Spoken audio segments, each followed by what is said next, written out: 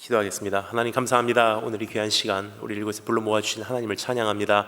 하나님, 주님 오신다는 소문이 온 세계를 소동케 하고 있는 지금 이 시대에 하나님 앞에 다시 한번 깨어나는 시간 되기를 소원합니다. 하나님, 오늘 이 시간 더도 말고 덜도 말고 우리 예수 그리스도만 전파되기를 소원합니다. 2000년 전에 홀로 그 길을 가신 예수님, 이제는 높임을 받을 때입니다. 주님 앞에 서서 우리 모두가 아무런 가리움 없이 주님을 찬양할 날이 우리 안에서 오늘도 더 왕성하게 회복되게 하심을 감사드립니다.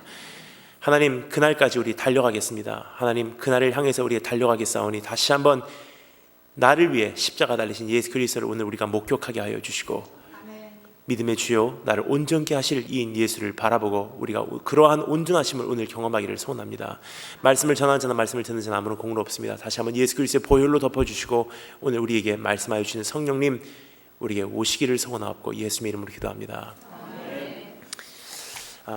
시간 관계상 제 소개를 더 이상 드리지 않고 오늘 말씀으로 우리 들어가서 말씀을 살펴보도록 하겠습니다. 출애굽기, 우리가 너무나 잘 아는 하나님의 책이 아닌가 생각됩니다. 출애굽기에서는 우리에게 구원이라는 것은 도대체 무엇인가를 너무나도 명확하게 정리해주고 있지 않나 생각합니다. 출애굽기에 보면 두 가지 종류의 구원이 우리에게 약속되었음을 보여주고 있습니다.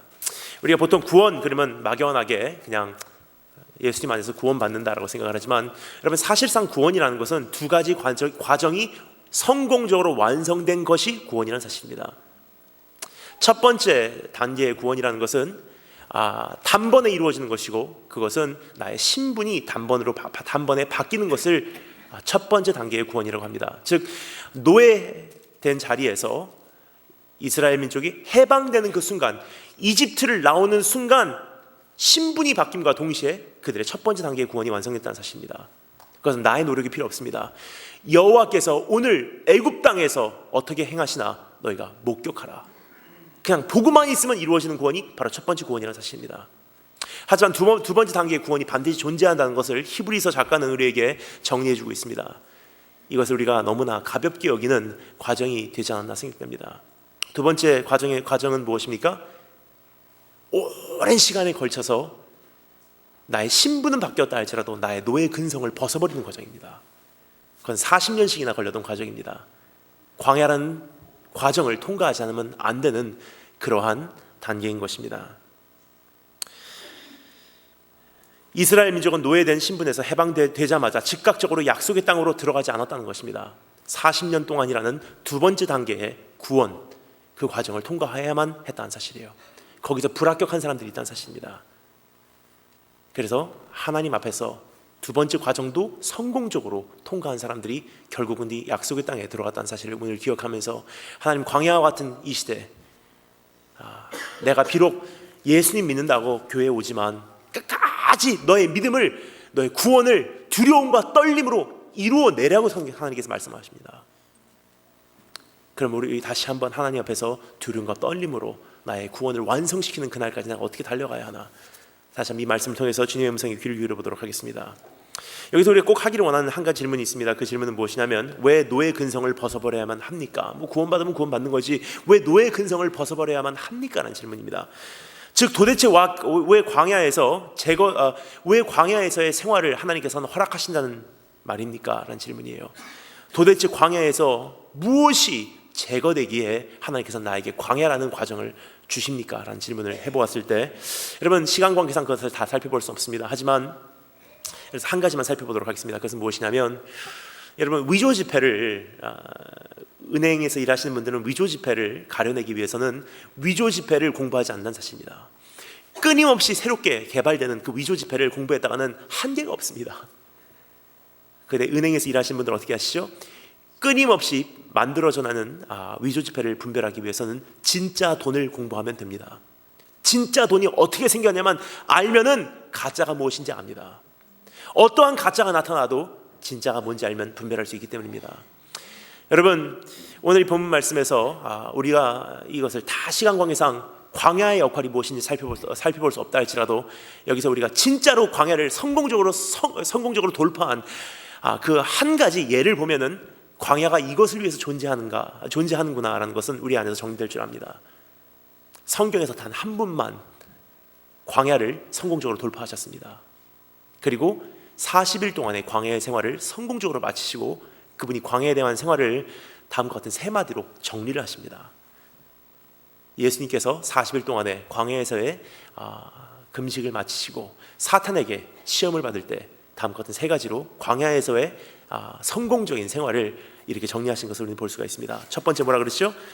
사람이 떡으로만 살 것이 아니요 하나님의 입으로 나오는 모든 말씀으로 살 것이라. 즉 광야라는 생활은 하나님만을 의지하기 위해서 우리가 통과하지 않으면 안 되는 하나님을 배우는 학교라는 사실이에요.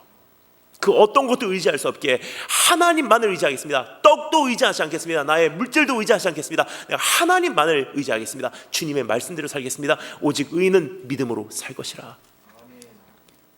즉 이 마지막 시대에 우리로 하여금 하나님께서 이 광야와 같은 세상을 돌파해내기 위해서 하나님께서 성도들에게 지금 제일 첫 번째 가르치시는 것이 하나님만을 의지하는 생활을 우리 성도에게 하나님께서 급하게 가르치시고 계시다는 사실을 우리가 기억하기를 원합니다.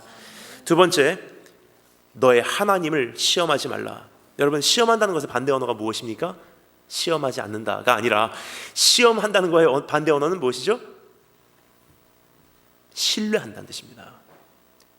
즉 광야에서의 두 번째 레슨은 하나님을 신뢰하는 방법을 가르쳐주는 것이 광야라는 사실이에요. 그리고 세 번째, 주 너의 하나님께 경배하고 다만 그를 섬기라. 무슨 뜻입니까? 여러분, 광야라는 것은 의지할 것이 없는 그러한 장소입니다. 따라서 내가 만족될 수가 없는 것이 광야예요. 끊임없는 허기짐 속에 살 수밖에 없는 것이 광야라는 사실입니다. 여러분, 지금 우리가 살고 있는 그러한 시대가 아닌가 생각됩니다. 무엇을 잡아도 만족되지 않고, 잡았다고 생각했는데 그 뒤에 다른 것이 또 발견이 되고, 끊임없이 허기질 수밖에 없는 그러한 시대입니다. 하지만 광야에서 하나님께서 우리에게 가르쳐주는 한 가지, 그것은 무엇입니까? 나만을 경배하라. 무슨 뜻입니까? 하나님만 만족하겠습니다. 하나님이면, 주님이면 나에게는 충분합니다 라는 고백입니다. 그렇습니다. 이렇게 단번에 이루어지는 신분의 변화와 과정을 통해 이루어지는 성별의 성취가 완성되었을 때, 단번에 이루어지는 구원과 많은 과정을 통해 완성되는 이 성별의 성취를 통해 우리의 구원은 온전한 구원으로 완성된다는 사실입니다. 여러분, 다시 한번 우리가 주님 앞에서 두려움과 떨림으로써 이 자리에서 내가 받은 구원, 주님 오시는 그날까지 광야와 같은 세상 돌파하면서 하나님, 나는 이렇게 살겠습니다 하고 제 앞에 결단하고 오늘 광야를 성공하신 예수 그리스도를 바라보시는 그러한 시간 되었으면 좋겠습니다. 여러분, 주님 나라 들어가기까지, 영원한 안식의 땅에 들어가기까지, 그 약속의 땅에 들어가기까지 우리는 이 광야를 반드시 통과하지 않으면 안 됩니다. 그렇다면 오늘 이 시간 이 본문 말씀을 통하여 어떻게 하면 이 광야를 성공적으로 통과할 수 있는지, 어떻게 하여야 이 광야와 같은 이 시대를 내 믿음 하나 지켜내고 돌파할 수 있는지 다음과 같은 세 가지로 나눠서 우리가 살펴보도록 하겠습니다. 첫 번째, 하나님의 참으심. 두 번째, 하나님의 반석. 세 번째, 하나님의 정의. 이 세 가지를 살펴보도록 하겠습니다. 하나님의 참으심, 하나님의 반석, 하나님의 정의. 첫 번째입니다. 하나님의 참으심에 대해서 우리가 잠시 살펴보도록 하겠습니다. 여러분, 출애굽기에 기록된 많은 사건들과 동일하게 이스라엘 민족은 또 하나님께 불평을 하는 장면이 바로 여기서 나오고 있습니다. 3절에서 사용되고 있는 단어가 있죠. 하나님께 이스라엘 민족이 원망하다라는 단어예요. 하지만 이 본문 말씀에서는 또 한 가지 중요한 단어가 사용되고 있는 것을 우리는 목격할 수가 있습니다. 원망하다 하고 참 비슷한 단어로, 비슷한 용도로 또 이 말씀에서 사용되고 있는 한 가지 단어가 있습니다. 그것은 무엇이냐면 2절 말씀입니다. 2절 말씀이 이렇게 되어 있죠. 백성이 모세와 다투어 가로되, 백성이 모세와 다투어 가로되 우리에게 물을 주어 마시게 하라. 모세가 그들에게 이르되 너희가 어찌하여 나와 다투느냐, 너희가 어찌하여 여호와를 시험하느냐. 그리고 7절 말씀에서 바로 이러한 다툼에 대한 오늘 이 시간 그 다툼에 대한 이 정리를 7절 말씀을 다시 한번 해주고 있다는 사실입니다. 그가 그곳 이름을 마사라 또는 무리바라 불렀으니 이는 이스라엘 자손이 다투었음이요라고 되어 있습니다. 근데 우리는 보통 이렇게 생각합니다. 다투는 것이 뭐 이렇게 대단하게 성경에 기록이 되어 있냐. 뭐 우리도 매일매일 삶에서 다투고, 오늘 가정에서 다투고, 나 오늘 교회까지 오면 다투고 왔습니다 라고 하시는 분들도 계실 거예요. 뭐 다투는 것이, 뭐 다툴 수 있는 것이, 뭐 다투는 것이 대단하다고 여기 성경에 기록되어 있을 정도냐. 여러분, 그렇지 않습니다. 오늘 이 말씀을 우리가 자세히 살펴보면 이 여기서 말하는 이 다툼이라는 것은 보통 단어가 아닌 것을 알 수 있습니다. 이것을 원어로 살펴보면 히브리어로 reve라는 단어입니다. rev. 그 성경에 이 reve라는 단어가 많이 나오는데 이것을 reeve pattern이라고 합니다. 다투다. 그것은 무슨 뜻이냐? 이걸 원어로 살펴보면 바로 이런 뜻이 됩니다. 원어적 의미는 그 다투다, reeve라는 단어의 의미는 바로 이런 뜻입니다. 이것은 단순히 말싸움한다라는 차원이 아니라 정죄하다, 송사하다, 죄값을 묻는다라는 의미를 가지고 있는 단어입니다. 즉 정식으로 구속하기 위하여 법적인 절차를 진행한다는 뜻입니다. 법적인 소송을 건다는 뜻입니다. 그 어느 누구를 송사하여 정의 앞에 세워서 구속영장을 낸다는 뜻입니다. 이것이 reeve라는 단어입니다. 즉 이스라엘 민족이 모세하고 다퉜다는 것은 그냥 모세와 너 어떻게 일을 해야 할 수 있어 다툰 정도가 아니라 모세에게 정식으로 법적인 소송을 걸어왔다는 뜻이에요. 그럼 모세에게 이스라엘 민족은 왜 그러한 reeve, 법적인 소송을 걸어왔을까요? 왜 법적인 절차를 거쳐서 모세에게 구속영장을 내밀었을까요? 그것은 우리가 너무나 잘 볼 수 있듯이 집단 살인죄였습니다. 집단 살인죄. 왜 네가 잘 살고 있는 애굽에서 우리를 끌고 나와서 광야에서 우리 가축과 우리 자녀와 우리를 여기서 죽게 하였느냐? 단체로 여기서 왜 죽게 하였느냐? 여러분 광야와 같은 세상에 살면서 우리에게 즉각적으로 나타나는 첫 번째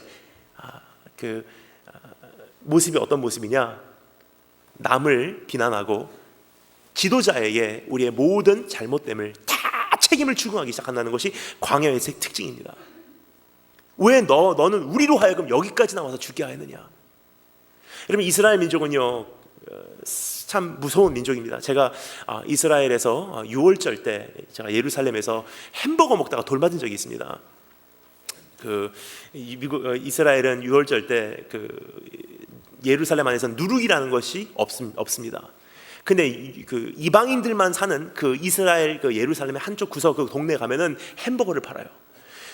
이스라엘에서 얼마나 배고팠는지 나는 이방인인데 그냥 하고 햄버거나 먹자 하고 유월절 때 유대인들의 눈길을 피해서 이방인들이 사는 마을 한 구석에 가서 이따만한 햄버거를 시켜서 탁 먹는데 유대인들 종교 지도자들이 새까만 양복 입고 새까만 머리를 쓰고 머리 이렇게 내리고 수염 이렇게 길고 나와갖고 이방인들 나가라고 돌을 던지더라고요. 어떻게 이렇게 부정한 누룩을 예루살렘에서 이 패스오버 때 유월절 때 먹을 수 있냐? 근데 여러분 유대인들의 문화를 보면 좀 재밌는 것이 아무 때나 돌 던지지 않는다는 사실입니다. 죽을 죄를 졌을 때 돌을 던지는 사실이에요. 성경에서 그러한 죄들은 어떤 죄들입니까? 사람을 죽이기 위해서 돌을 던질 때는 어떨 때냐? 살인했을 때 눈에는 눈, 이에는 이, 생명에는 생명으로 갚아줄 때 돌을 던지는 사실입니다. 그리고 또 어떨 때 돌을 던지죠? 가늠한 여인에게, 가늠한 사람들에게. 그냥 쉽게 돌 던지는 민족이 아닙니다. 하지만 여러분 여기서 보면 참 재미난 것은 분명히 모세의 죄가 집단 살인죄로 여겨져서 이스라엘 민족이 법적인 소송을 걸어온 reeve하였던 것을 우리는 볼 수가 있습니다. 모세가 뭐라 그러죠? 여기 보면 모세가 4절 말씀에 모세가 여호와께 부르짖어 가로되 내가 이 백성에게 어떻게 하리이까? 그들이 얼마 아니면 내게 돌질하겠나이다. 이제 정식으로 나를 처형에 거하게 할 것입니다. 지금 저 어떻게 하면 좋겠습니까?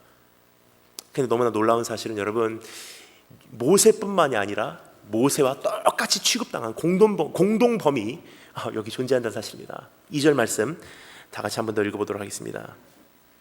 잠시만요. 예. 2절 말씀 다 같이 한 번 더 읽어보도록 하겠습니다. 다 같이 읽겠습니다. 2절 다 같이 읽겠습니다. 시작.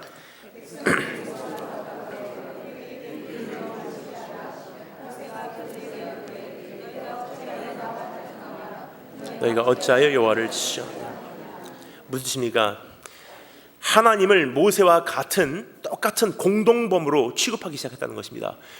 너희가 어찌하여 나와 다투냐? 어찌하여 여호와를 시험하냐? 나와 다투는 것도 문제지만 왜 너희들은 왜 나와 하나님과 똑같은 공동범으로 법적인 소송을 걸어오냐? 왜 우리 하나님께 너희는 계속 원망하냐는 뜻이에요.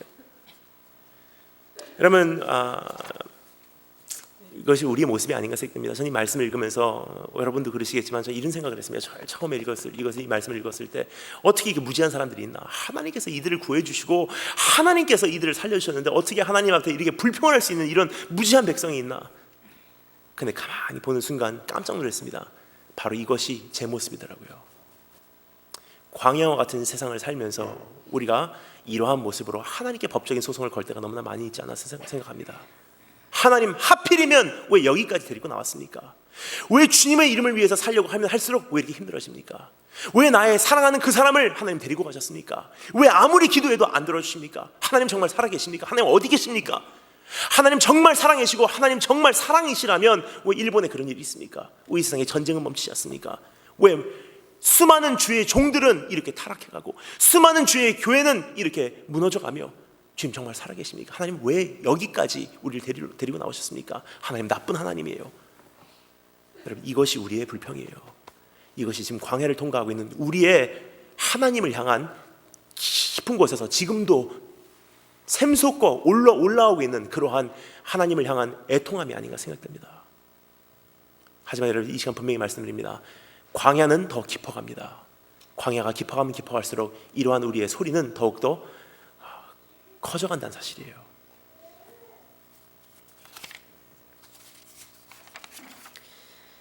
이러한 법적인 소송을 걸어오는 이스라엘 민족에게, 우리에게 모세의 반응은 어땠습니까? 모세는 이러한 백성을 향해 하나님께 뭐라고 합니까? 이렇게 말하죠. 내가 이 백성에게 어떻게 하리이까? 무슨 뜻입니까? Enough. 이제는 하나님 충분합니다. 이제 필요 없습니다. 이제 이 백성 멸하시든 말든 하나님, 저는 이제 I've had it enough. 이제 그만해 주세요. 이제는 이 백성이라면 이제 이가 갈립니다. 이제 도저히 못 참겠습니다. 못 견디겠습니다. 여러분, 하나님께서 저의 모습을 보고도 아마 그렇게 하셔도 참 이상하지 않았다고 생각합니다. 여러분, 저는요 10년 한국, 10년 일본, 10년 미국에 살면서 특별히 제일 행복했던 시절이 언제였냐? 제가 미국에서 6년 동안 전도사 생활할 때가 아니었나 생각됩니다. 사람이요, 죽기 전에 가장 행복했을 때로 돌아간다고 하잖아요, 머릿속에서. 제가 아마 오늘 그러한 deathbed, 죽는 순간에 이르른다면 제 머릿속에 가장 떠오르는 순간이 제가 6년 동안 저하고 여동생하고 여동생 그 남편 될 사람하고 셋이서 행복하게 지냈던 그 순간이 아니었나 생각됩니다. 그때는 저는 그 미국에서 내 자동차 있었고 내 집이 있었고 교회 섬기는 거 있었고 교회에서 들어오는 honorarium 사례는 매달 들어오고 너무나 행복하겠지. 형제들 자매들 교회 안에서 행복하게 살고 있었고 교회 안에 청년부에서 얼마나 저를 사랑해 주던지 생일 되면 생일 선물 주시고 나를 정말 반겨주시고 새벽 1시라도 전화하면은 교회 집사님이 나와 같이 커피 마시면서 마음에 있는 얘기 다 꺼내놓고 얘기하고 같이 울면서 기도하고 축복기도 해주고 심심할 때 갑자기 전화 걸려요. 깜짝 놀라서 딱 받으면 우리 영화 보러 갑시다. 알겠습니다. 금방 가겠습니다. 딱 하고 나를 찾아주는 사람들이 있었어요. 근데 어느 날 갑자기 이런 생각을 했습니다. There must be more than this to life. 인생은 이게 다가 아닐 텐데 뭔가 더 있을 것 같은데 라는 생각이 들더라고요. 그래서 하루아침에 미국 생활을 다 정리하고 하나님께서 마음을 주시는 중국 땅으로 향하게 되었습니다. 중국 땅에 가는 것까지는 참 좋은데 중국 땅에 막상 가서 보니까 참 힘들었었습니다. 아무도 찾아주는 사람이 없습니다. 내가 목사라는 사실, 내가 선교사라는 사실을 감추고 살아요. 도망 다니고 기차역에서 자고 버스 정류장에서 자고 비행기에서 자고 버스 안에서 자고 기차에서 자고 계속 그렇게 하며 6년을 지금 생활해 왔습니다. 그러니까 때로는 하나님께 이렇게 원망이 나올 때가 있어요. 정말 미국에서 살 때는 파스터 신지, 파스터 데니얼 하니까 내가 전도사인데 내가 목사인데 하면서 정말 사람들을 의식하면서 정말 그럴듯하게 살았던 것 같습니다. 근데 현장에 있다 보니까 사람이, 여러분, 전투장에 있다 보니까 사람이 거칠어지는 것 같습니다. 가장 전선 앞에 있다 보니까 사람이 메말라 갈 때가 있더라고요. 근데 하나님께 원망이 됩니다. 하나님, 왜 미국에서 신앙생활 잘하고 있는 나를 여기까지 끄집어 나오셔서 왜 이렇게 메말리게 하셨습니까? 미국에서 전도사 생활 잘하고 있던 왜 저를 끌고 나오셔서 왜 여기서 이렇게 메말라 죽게 했습니까? 하나님께 원망이 되더라고요. 하나님께 소송을 걸어요. 여러분, 이게 죄의 모습이 아닌가 생각됩니다. 죄의 특징은요, 죄 안에 있을 때는 정말 싫습니다. 만족이 없어요. 근데 그 죄를 떠나오는 순간 그립습니다. 미국 생활이 그립더라고요. 하나님께서 모세 같았으면 그래, 됐다 네 마음대로 해라, 그래 보내셔도 이상하지 않았을 거예요. 모세가 하는 불평이 바로 그런 불평이었습니다. 하나님이 도저히 못 참겠습니다. 이러한 이 강팍한 마음이 완고한 민족을 보세요. 하나님 버리세요, 이 민족. 그냥 그것에 대한 하나님의 반응은 무엇이었는지, 하나님의 참으심은 결코 소멸되지 않았다는 것입니다. 여러분 한번 따라해 감사하겠습니다. 나의 인내가 바닥이 나는 순간에도 하나님의 참으심은 결코 소멸되지 않습니다. 나의 인내가 바닥이 나는 순간에도 하나님의 참으심은 아직도 유효하다는 사실입니다. 이 사실을 우리가 어떻게 알 수 있습니까? 하나님께서 이제 어떻게 행하시는지 우리가 목격함으로써 그러한 하나님이구나라는 것을 우리가 확신할 수가 있습니다. 여러분, 자기들만의 권리만 주장하는 이러한 무지한 백성들의 불평에 하나님께서는 어떻게 반응하십니까? 여기 기록된 5절 6절 말씀을 한마디로 요약하면 바로 이러한 말씀이 아닌가 생각됩니다. 모세야, 우리가 그들의 피로를 채워주자. 우리가 그들의 갈망함을 채워주자. 우리가 그들의 갈증을 이제는 채워주자. 그들이 요구하는 것을 우리가 그들에게 주자. 이것이 하나님의 반응이었어요. 하나님께 원망하고 그 은혜를 알지 못하는 그 백성이 하나님께 법적인 소송을 걸어올 때 하나님의 반응은 무엇입니까? 그래, 네가 원하는 거 줄게. 네가 그토록 갈망하는 건 내가 채워줄게. 너희들의 피로를 내가 채워주겠다. 여러분, 이러한 모습을 뭐라 그러죠? 성경에서 이것을 한마디로 요약해서 한 단어로 인내라고 합니다. 그것을 킹 제임스 번역해 보니까 인내라는 단어가 참 좋은 단어로 표현이 되어 있더라고요. long suffering, 오래 아픔. 무슨 뜻입니까? 하나님께서 불평하는 우리의 모습을 보고, 우리의 삶 속에서 만족하지 못하는 우리의 모습을 보고, 하나님의 은혜를 기억 못하는 우리의 모습을 보고, 하나님께서도 오늘 참으시고 우리의 피로를 채우시기로 다시 선택하시는 하나님은 차라리 내가 아프고 말지, 차라리 내 속이 썩고 말지 인내하시기로 선택하셨다는 뜻입니다. 그렇습니다. 우리가 못 참기에 하나님께서 대신 참아주셨습니다. 하나님께서 우리를 참으셨다는 것은 그냥 감정적으로 이번만 봐주고라는 뜻이 아니었다는 사실이에요. 나 대신 아파하시기로 선택하셨다는 뜻입니다. 이것은 미워해도 당연하고 관계를 끊어버려도 당연한 대상의 필요를 채워주기로 선택하였다는 뜻입니다. 여러분, 정말 이 속이 타들어가는 것을 언제 경험한지 아시죠? 막 속이 썩어 들어가는 느낌, 여러분 아시죠? 언제죠? 이 세상 그 어떤 것보다도 속이 썩는 느낌이 들 때가, 막 속이 타들어가는 느낌이 들 때가 있습니다. 언제냐? 도저히 용서해서는 안 되는 사람을 내가 용서할 때 내 속이 썩습니다. 용서할 수 없는 이 백성을 하나님께서 용서하셨다. 무슨 뜻입니까? 차라리 내 속이 썩고 말지를 하나님께서 선택하셨다는 뜻이에요. 이 말씀이 우리에게 가장 먼저 선포하고 있는 것은 무슨 뜻입니까? 그것은 단순한 메시지입니다. 하나님의 참으심. 여러분, 우리가 아무리 광야를 통과한다 해도 하나님께서 오늘도 참고 계시다는 큰 그림을 우리가 만약에 소유한다면 광야 정도는 우리에게 문제가 되지 않다는 사실입니다. 여러분, 성경을 한마디로 요약하자면 바로 이렇게 요약하는 것이 정확하지 않나 생각됩니다. 하나님의 참으심에 대한 책. 어떻게 참으셨나를 기록한 것이 성경이에요. 어디까지 참으셨나를 기록한 것이 성경입니다. 하나님께서 끝까지 참으실 것이라는 것을 기록한 것이 성경입니다. 한 장 한 장, 한 구절 한 구절 하나님께서 나를 향한 참으심에 대해서 기록한 것이 성경이에요. 여러분, 출애굽기에서도 반복적으로 이러한 하나님을 우리는 목격할 수가 있습니다. 38번째 원망하고 38번째 하나님께서 구원하셨음에도 불구하고 39번째 어려운 힘이 닥치니까 또 하나님을 또 원망해요. 저는 이런 모습을 보고서 어떻게 이렇게 무지한 민족이 있을까? 어떻게 하나님을 이 38번 구원한 거 보면은 38번 구원한 거 보면은 이젠 39번째 되면은 이제 하나님을 좀 신뢰해 드려야지라는 그런 생각이 들더라고요. 여러분, 제가 그렇게 생각할 수 있고 여러분도 그렇게 생각하실 수 있는 그 원인이 무엇이죠? 우린 전체를 보고 있기 때문입니다. 하나님께서 이번에도 건지실 거야라는 그 마지막의 결론을 우리는 알고 있기 때문입니다.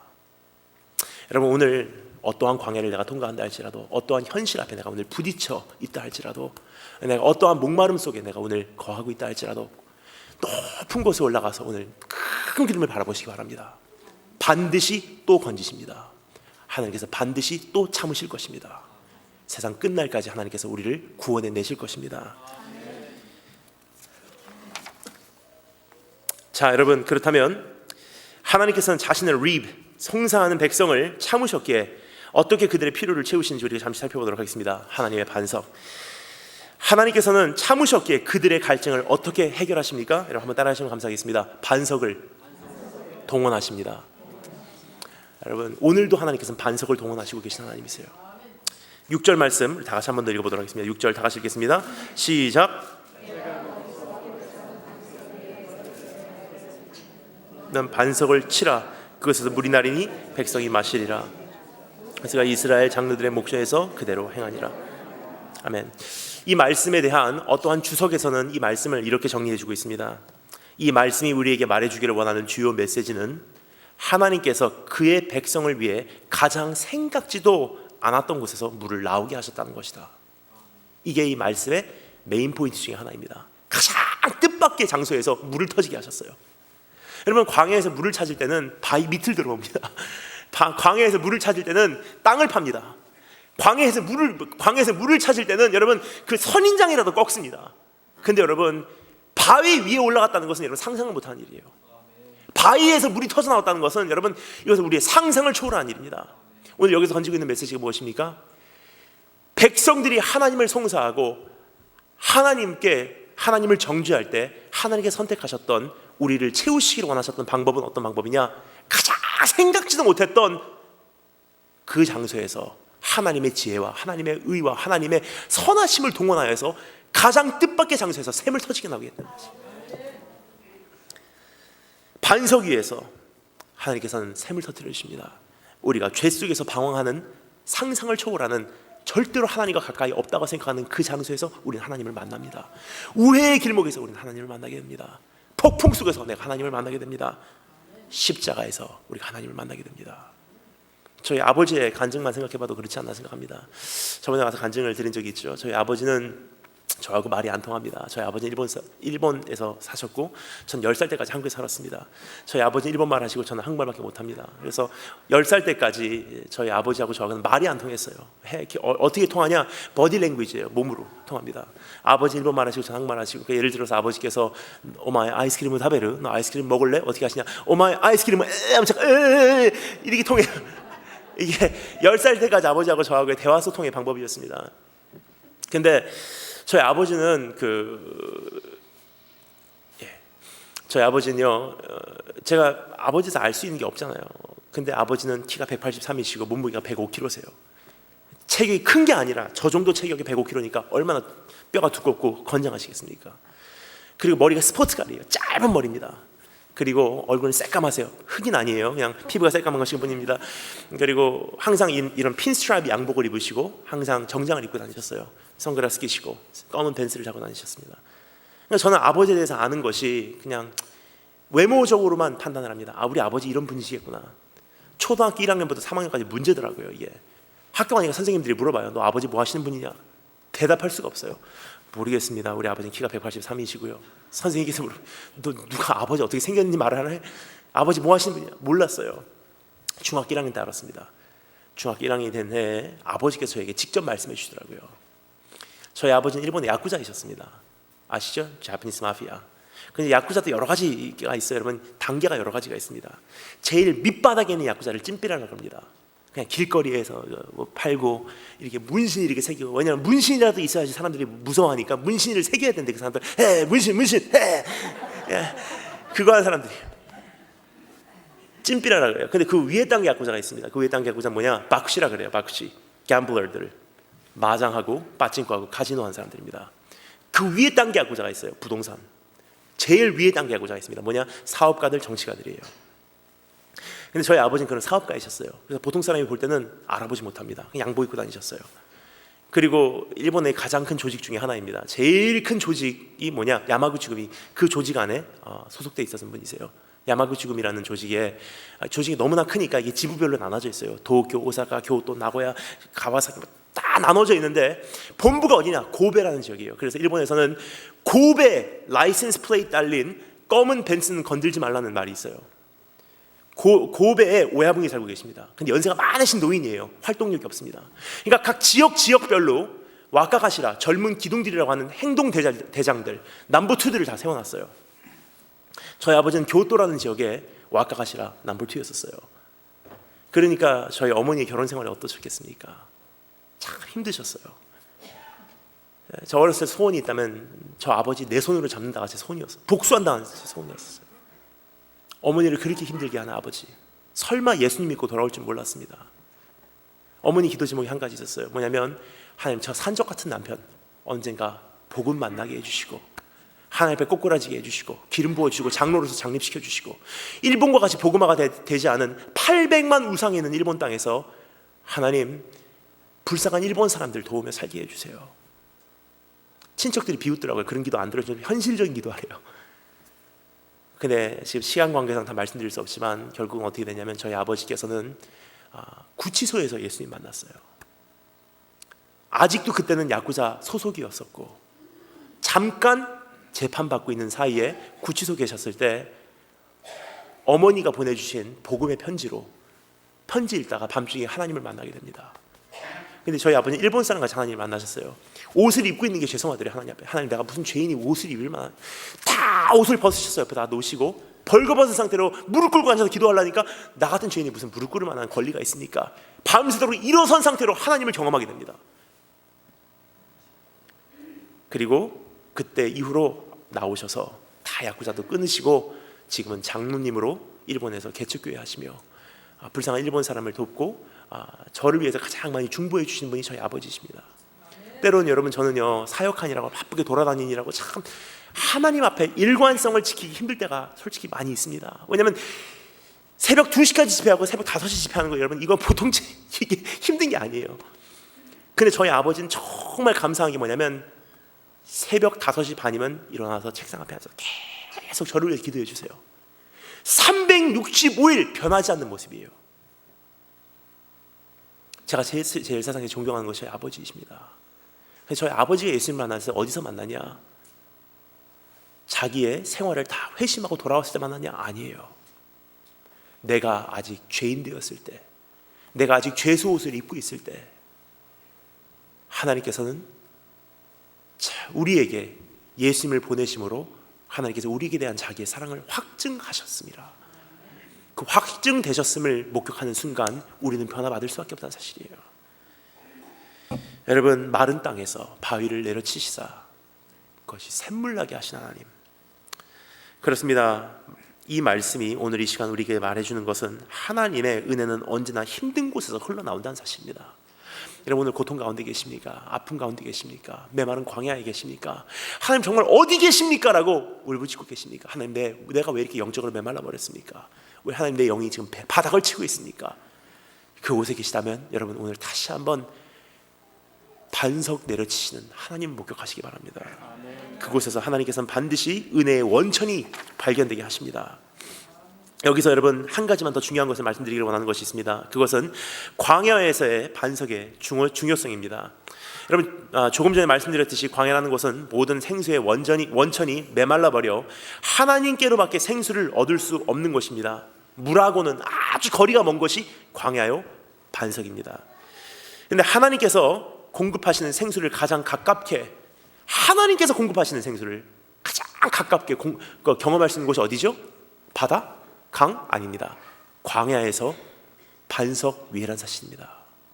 우리의 생각과 하나님의 생각이 다릅니다. 그래서 여러분, 우리가 어떤 시대에 산다 할지라도 오늘 이 시대에도 신실하시게 나의 삶 속에 계신 하나님을 우리가 발견한다면 우리가 사는 현장이 하나님의 원천의 생수로, 생수의 바다로 바뀔 줄 믿습니다. 그러한 하나님을 우리가 이제 만나기를 원합니다. 여러분, 자, 그렇다면 하나님을 정죄하는 백성들을 참으시고 반석을 여시기 위해 이제 어떻게 하시는지, 반석을 동원하셔서 이제 어떻게 하시는지를 한번 살펴보도록 하겠습니다. 하나님의 정의. 여기서 우리는 다음과 같은 두 가지를 볼 수가 있습니다. 첫 번째, 나일강을 치던 지팡이를 잡고 가라고 하나님께서 명령하십니다. 하나님께서 참으시기로 선택하시고 반석을 이젠 동원하셔서 이제 이 반석을 통해서 그들의 필요를 채우시기를 원하시는데, 제일 먼저 하시는 것, 모세야, 넌 나일강을 네가 내려치던 그 지팡이를 가지고 백성 앞으로 지나가라. 여기서 말하는 지팡이라 그러면 우리가 보통 이렇게 생각합니다. 등산할 때 사용하는 지팡이라고 생각해요. 보통 모세의 지팡이 생각하면 우리가 보통 이렇게 생각합니다. 그냥 능력 있는 지팡이, 하지만 모세가 나이가 많았기 때문에 걸어다니지 못하게 사용했던 그 지팡이라고 생각해요. 하지만 여러분, 성경에서 말하는 모세의 지팡이는 영어 성경이 참 번역이 잘 되어 있습니다. Moses staff, rod라고 되어 있습니다. rod. 무슨 뜻입니까? 지팡이가 아니고 지휘봉입니다. 요단강이라는 이집트의 그 강을 하나님의 공의를 상징하는 그 지휘봉으로 내려쳤을 때 요단강이 피가 됐습니다. 여러분, 여기서 말하는 것은 무엇입니까? 모세의 지팡이는 하나님의 공의의 상징이요 하나님의 권위의 표징이었던 것입니다. 여러분, 옛날 그 영화 보거나 그 고대 시대 문화에 대해서 아시는 분들은 이 사실을 너무나 잘 압니다. 왕들의 손에는 항상 지휘봉이 쥐어져 있었어요. 그래서 백성이 재판을 받으러 딱 나오면 그 사람을 재판을 합니다. 그 사람이 유죄인 것이 증명이 되는 순간 때로는 왕이 어떻게 하죠? 이 지팡이를 가지고 그 사람을 내려쳤어요. 무엇입니까? 공의로서 그 사람을 내려친다는 뜻입니다. 모세가 가지고 있었던 것은 바로, 모세의 지팡이라는 것은 바로 이 지위의 상징이요 이 공의의 상징이었던 것입니다. 근데 하나님께서는 이 지팡이를 가지고, 이 완벽한 지팡이를 가지고 백성들 앞으로 지나가래요. 두 번째 주님께서 말씀하신 것이 있습니다. 그리고 장로들을 데리고 가라고 말씀하십니다. 여러분, 이스라엘의 장로들의 역할이 무엇이죠? 한마디로 표현하면 재판하는 사람들입니다. 재판자들이에요. 우리가 법정에 들어가면 재판관들이 다 앉아 계시죠? 똑같습니다. 이스라엘의 12장로의 역할이 재판자들입니다. 여러분, 한번 머리에 상상해 보시기 바랍니다. 하나님께서 모세에게 지팡이와 장로들 데리고 백성 앞으로 지나가래요. 백성들이 기다립니다. 하나님께 실컷 원망하고 하나님께 법적인 소송을 걸었던 그 백성들이 기다리는데, 하나님께서는 그래, 모세야, 이렇게 하라고 말씀하세요. 그럼 모세가 그 지팡이를 가지고 장로들을 데리고 백성 앞으로 지나갈 때 백성들은 두려워하기 시작했을 것입니다. 하나님께서 내려치시던 그 공의의 지팡이, 모세가 가지고 백성들 앞으로 나옵니다. 뒤에는 12명의 장로들이 공의를 집행하기 위해서 심판자로서 모세 뒤를 따라서 백성 앞을 지나가요. 백성들은 두려워 떨고 있었을 거예요. 이제 큰일 났다. 괜히 원망했다. 괜히 불평했다. 이제 큰일 났다. 우리가 죽는구나. 여기서 땅이 갈라지고 우리가 그 안으로 들어가 버리겠구나. 별의별 생각을 다 했을 것입니다. 근데 참 희한해요. 하나님께서 말씀하십니다. 백성들 앞을 지나가래요. 그리고 백성들을 등을 지게 됩니다. 백성들이 피고인이 아니었던 사실이에요. 백성들은 마치 배심원의 역할로 그 자리에 참가했던 것뿐입니다. 그리고 드디어 피고인이 등장합니다. 백성들이 두려워했을 거예요. 지나가네? 우리는 배심원인가? 재판관들은 지나가고 모세는 공의의 상징을 가지고 앞으로 지나갑니다. 이거 왜 그러지? 피고인이 누군가 하는 순간 드디어 피고인이 등장하는데, 여러분, 그것이 누구인지 5절 말씀에서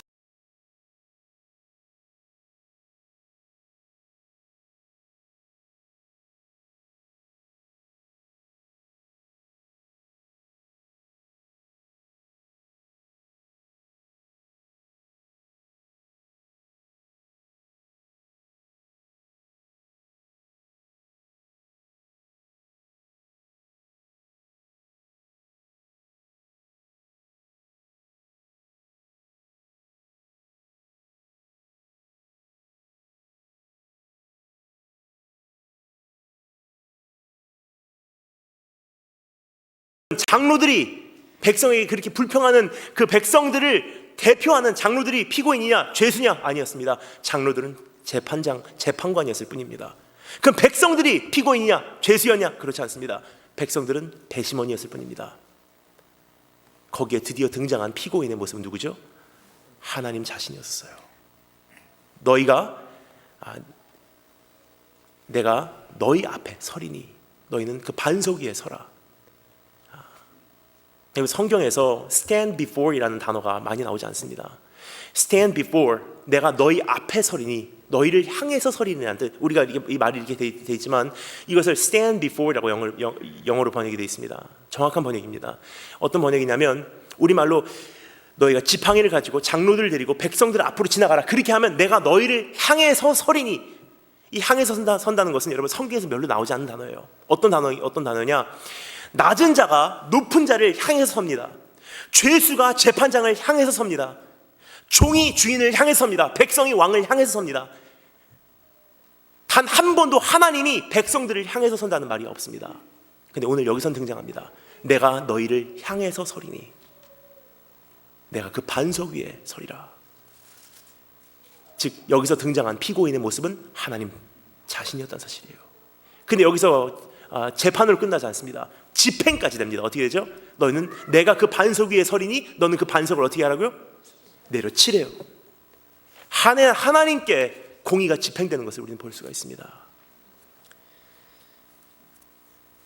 여러분, 여기서 이 사건이 일어났을 때에는 모세는 이것이 무엇을 의미하는지는 정확하게 몰랐을 것입니다. 이것이 어디까지의 하나님의 사랑을 표현하고 있는지는 아직도 모세에게는 다 측량할 수는 없었을 것입니다. 하지만 수천 년이 지난 후에 하나님 자신께서 다시 한번 그 반석에 서십니다. 그리고 그날 하나님 앞에서 공의가 집행됩니다. 여러분, 때로는 우리는 하나님 앞에 이렇게 원망하죠. 이스라엘 민족도 똑같은 원망했어요. 하나님, 왜 나를 이 광야까지 데리고 나왔습니까? 하나님이 한번 이 광야에 와보세요. 하나님이 한번 내 품 안에서 내 자녀가 죽어가고 있는 거 한번 경험해 보세요. 하나님은 어떻게 하겠어요? 하나님이라면 어떻게 하겠습니까? 하나님 목말라서 울부짖고 광야에서 죽어가면서 너무 몸부림치고 있는 하나님께서 이런 입장이 돼보세요. 하나님 어떻게 하겠나? 이 순간 우리가 소름이 끼치는 사실을 한 가지 발견하게 됩니다. 그것이 무엇입니까? 진짜로 오셨어요. 진짜로 광야에 오셨어요. 진짜로 자기 품 안에서 아들이 목마르다고 외치면서 죽고 가는 것을 목격하셨어요. 진짜로 광야라는 이런 세상에서 하나님의 내려치심을 당하는 것을 당하셨어요. 반석으로서 이 세상에 오신 예수님, 내려치심을 당한 예수님, 집행을 당하신 예수님. 히브리서 작가는 우리에게 이렇게 말합니다. 그러한 믿음의 주여, 너를 온전케 하실 이인 예수를 바라보래요. 바라보면 무엇이 보입니까? 그분이 목마르다고 외치는 순간, 드디어 그분을 바라보는 순간, 나를 그토록 사랑하신 그분을 내가 목격하는 순간 내 뱃속에서는 영원토록 메마르지 않는 생수가 터져나기 시작합니다. 그분이 고난의 잔을 마시는 순간 그 잔이 비워지고 나에게는 하나님의 축복의 잔이 채워지며 우리는 이렇게 고백합니다. 내 잔이 넘치나이다. 그분이 성 밖으로 쫓겨나는 순간 나는 성 안으로 들어오게 되고, 그분이 아버지 품에서 쫓겨나는 순간 우리는 아버지 품 안에 들어오게 되고, 그분이 내려치심을 당하는 순간 나는 나음을 입게 됩니다. 믿음의 주여, 너를 온전케 하실 이인 예수를 바라보라. 여러분, 오늘 그분을 바라보시고 오늘 예수님 바라보시고 이 광야를 살아간다면 우리에게는 한 가지 확신할 수 있는 것이 있습니다. 왜 이 광야에서 내가 놓여졌는지, 얼마나 이 광야가 오래될지,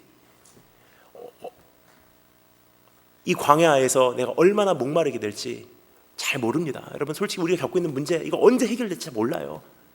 우린 때로 이렇게 생각합니다. 내 자신을 위로할 때가 있어요. 이것을 나를 연단하신 후에 나를 위대하게 쓰시려고 나에게 이런 고통을 주셨구나. 근데 그렇지 않아요. 여러분, 현실이 무엇이냐, 진리가 무엇이냐, 이 고통이 우리가 죽는 그날까지 끝나지 않을 수 있다는 사실이에요. 왜 이런 고통을 받았는지도 모르고 우리가 인생이 끝날 수가 있다는 사실입니다. 욥이 그러잖아요. 엄청난 고통을 다 한꺼번에 당합니다. 가족이 떠나고 죽고 집이 무너져 내리고 모든 재산 없어지고 자기 막 긁고 몸이 질병이 생기고, 그러한 엄청난 고통을 다 통과한 후에도 욥기가 끝날 때 욥은 내가 지금 왜 이런 일을 당했는지도 모르고 욥기가 맞춰버려요. 우리 인생이 그렇습니다. 우리가 당하고 있는 이 문제가 지금 왜 우리 삶 속에 있는지 그 정확한 답을 전 지금 드릴 수 없습니다. 아무도 몰라요. 우리가 주님 얼굴과 얼굴을 맞대고 그분이 나를 아는 것과 같이 내가 그분을 알리 그 고백이 나오는 순간까지는 우리가 이 문제를 왜 겪고 있는지 모를 수가 있습니다. 하지만 한 가지 확실할 수 있어요. 십자가 바라보는 순간 한 가지 확실할 수 있습니다. 최악의 광야에서 최고의 생수를 터뜨리신 하나님, 최악의 조건에서 최고의 구원을 이루신 하나님, 나를 버리시지 않았음만은 분명해. 나를 아직도 사랑하시고 계신 것만은 분명해. 어떠한 광야에 산다 할지라도 그 어떤 것도 나를 예수 그리스도 안에 있는 하나님의 사랑에서 끊지 못한다는 것만은 분명해. 여러분, 충분하지 않습니까? 이것만으로도 여러분 충분히 우리가 광야를 넉넉하게 감당해야 될 줄 믿습니다. 이제는 우리가 주님 앞에 다시 한번 그런 광야를 통과하며 이제는 예수 그리스도 바라보고 우리 현실을 직면하고 돌파하신 여러분 되시길 주의 이름으로 축원합니다. 다시 기도하겠습니다. 하나님 감사합니다. 오늘 이 귀한 시간 우리에게 전쟁과 전쟁에 대한 소문과 기근과 지진과 환난과 핍박과 거짓 그리스도들과 거짓 그리스도들이 점점 심해지는 이 시대에서 하나님 오늘 아침에 신문만 봐도 뉴스만 봐도 그것이 어제보다 더 악화되었다는 것을 우리가 바라보게 됩니다. 하지만 하나님